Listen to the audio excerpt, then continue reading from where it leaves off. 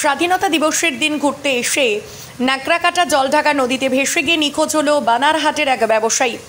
এই ঘটনায় এলাকায় চাঞ্চল্য ছড়িয়ে পড়েছে। পুলিশ সূত্রে জানা গিয়েছে, নিখোঁজ ব্যবসায়ীর নাম মিন্টু সাহা, বয়স 35, বাড়ি বানারহাটের ক্ষুদিরাম পল্লীতে। জানা গিয়েছে, এদিন ছুটির দিন থাকায় বানারহাট থেকে 7 বন্ধু মিলে নাকড়াকাটা জলঢাকাতে নদীর বেড়াতে আসেন তারা। সেই সময় মিন্টু সাহা জলঢাকা নদীতে হাত পা ধুতে যায়। হাত পা ধুতে গিয়ে পা পিছলে নদীতে পড়ে যায় ওই ব্যবসায়ী।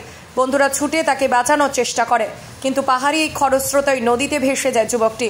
এরপরই খবর পেয়ে নাকড়াকাটা থানার পুলিশ এসে রাত 8টা পর্যন্ত জলঢাকা নদীতে তল্লাশি শুরু করে, কিন্তু ঘন অন্ধকার থাকায় তল্লাশি বন্ধ করতে বাধ্য হয় পুলিশ।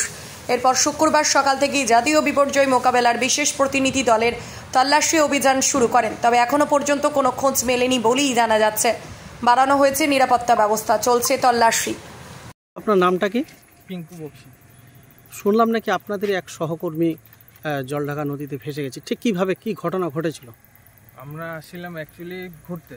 আচ্ছা, ঘুরতে এসে স্বাধীনতা দিবসের দিন আছে। স্বাধীনতা দিবসের দিন ঘুরতে আসছি। তো আমরা একটু জলে নামছি, ছোট নালাগুলো হয় না, হ্যাঁ, ছোট নালাগুলোতে নামছি। তো ফট করে বৃষ্টি চলে আসছে। আচ্ছা, তো একটা পিলার ছিল, ওইখানে গেছি আমরা। নালাটা পার করে পিলার ছিল, পিলারটার পাশে গেছি।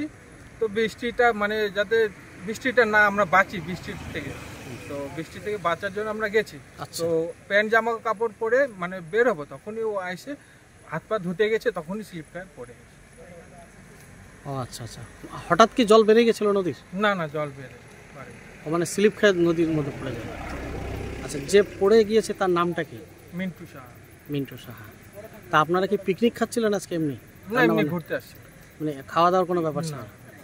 আচ্ছা, কটার সময় হয়েছিল ঠিক ঘটনাটা? ঘটনা 3:30,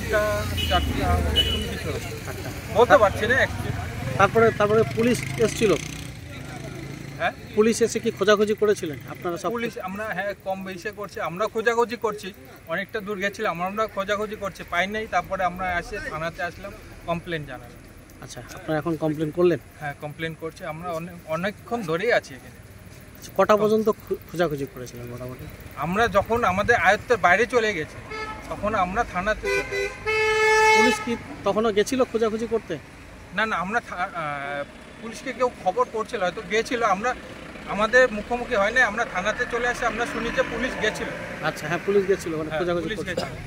আমাদের মুখোমুখি হয়, মানে কালকে আবার খোঁজা শুরু করতে হবে? হ্যাঁ, কালকে আবার খোঁজ শুরু করবে। এই যে মিন্টু সাহা, উনি কি করেন? ওনার বেকারি আছে।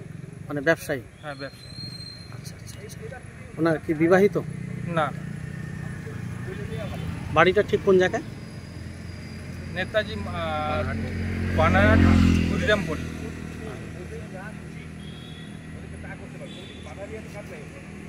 আপনার নামটা? পিঙ্কু বক্সি। ওনারই বন্ধু আপনি? হ্যাঁ। লাইফলাইন ডায়াগনস্টিক সেন্টার, এখানে রক্ত পরীক্ষা, digital ECG, digital x-ray, ultrasonography, echocardiography ও ফেটাল ইকোকার্ডিওগ্রাফি করা হয়। এছাড়াও বাড়ি থেকে রক্তের নমুনা সংগ্রহ করা হয়। আমাদের ঠিকানা ধূপগুড়ি ডাউকিমারি রোড, নেতাজি পাড়া, বন্ধন ব্যাংকের পাশে।